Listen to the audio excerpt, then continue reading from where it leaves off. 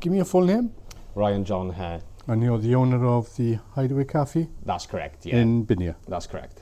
Ryan, we've seen some CCTV footage. I guess that's your footage from the camera. The premises has been subject to what looks like an arson attack.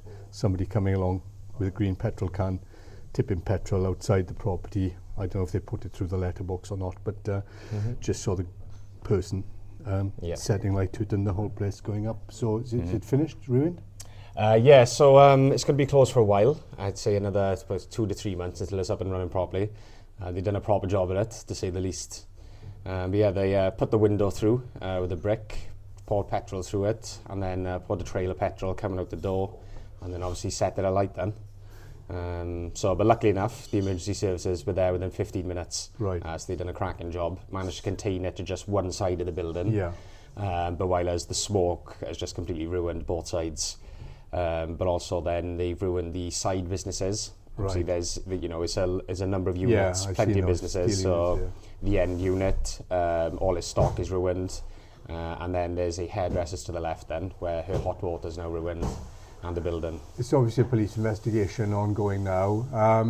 Have the police sort of told you roughly, you've submitted the footage, I guess, any ideas as, we don't want to name anyone, we don't want to sort of say, but... I think it's very clear to the police who it was, and myself, and I think pretty much half of the community as well. It's very, very clear who done it, Right. I mean, it's a daft question maybe, but why would anyone want to, a young business, you're a young businessman, obviously it's just tough times anyway, Christmas of course, time, but this is really had a massive impact on you and your life. Yeah, it's crazy. Well, the only thing I can think it's come from is obviously jealousy. Previous to opening, the window got smashed. We let it go, nothing, obviously phoned the police, reported it. And then it got smashed a second time on the 29th of November, so roughly around, 2 or 3 weeks apart. That one we didn't even bother reporting the police because we were supposed to open that day. So I thought I'll just nip it in the bud, they've won, let them get away with it. And then, this happened then, obviously 2 nights ago over the weekend, which is completely out of nowhere because it's been, almost 3 weeks now since the last window got smashed. Yeah. But this has just took it to another level. Yeah. Oh, thanks. Lovely. Thank you very much. I mean, it's kind of, as I say, it's tough times anyway. And, you've, how long have you been open? God, in that store, I think around 3.5 weeks. That's all? That's all we've been open, You put a lot of money into it? A lot of money, and a lot of time more than anything. Obviously, I've got the Amford store as well. We work night and day getting that open and obviously building the brand. And then it went really well. It's fortunate enough, the business done very well. So we look to obviously expand stores, move to Llanelli. And obviously there's a very certain someone who didn't like it, the fact that we were moving there. So, and have any arrests been made? No arrests as of yet. Not as yet? Nothing yet, no. Okay.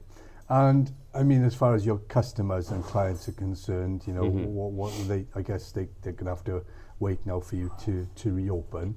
Yeah, of course. It's one of them. It's a tricky situation for myself now. Not only is it tricky, it's embarrassing. Yeah. Obviously it doesn't paint a good picture. This happening time and time again. When there is genuinely no genuine reason for it. That's the craziest part of it all. I can't give one good reason why this has been done.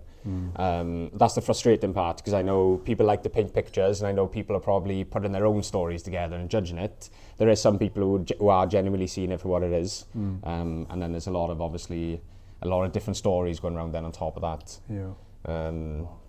Stupid claims of insurance, I guess. Yeah. When you send a comment on Facebook, someone saying it was an insurance job, it's absurd. Absolutely absurd. Yeah. I haven't put all this time and work. I've got a partner as well. Unfortunately, he hasn't been able to make it today. But we put a lot of time and money and effort into this. So how long do you think it'll be now before you open up, and how much it's going to cost you? Obviously some insurance, I guess, is going to pay out, but it's time and effort again, isn't it? Yeah, of course it is. Is it worth doing it now that this has happened? Is it made you more determined to stay there? And yeah, definitely. Yeah, I'd assume their point in doing it was to try and divert me off it. Yeah, of course. But I'm there to stay. Do you know what I mean? I'm not going to let it judge what I do and obviously divert me to a different premises. Yeah. That won't be happening. It's a quite, people, you sort of look at it and you read the news maybe about it, whatever, but it is a massively sort of serious thing that somebody takes the time and effort Yeah. to walk along somewhere with a can of petrol Yeah. and a brick. Definitely. And to set somebody's business and property alight. I mean, Yeah. that is pretty Yeah. serious stuff. Yeah, it's no smash window, is it? It's No. definitely jumping the ladder.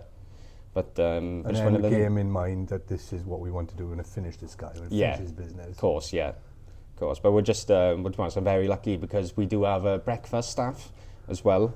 And sometimes if the breakfast staff finish late there and they're in early, maybe one of them will sleep on the sofa or something like that. It's just because he lives quite far away. If saved him travelling, Yeah. just very fortunate he wasn't there at the time. Yeah. Very, very fortunate. Yeah. Because obviously that would have been a complete escalation in itself then. And the fact you had some CCTV footage as well. Did you, when you saw that, did that ping to you in your house that you alerted you to the fact that somebody had done that, or was it?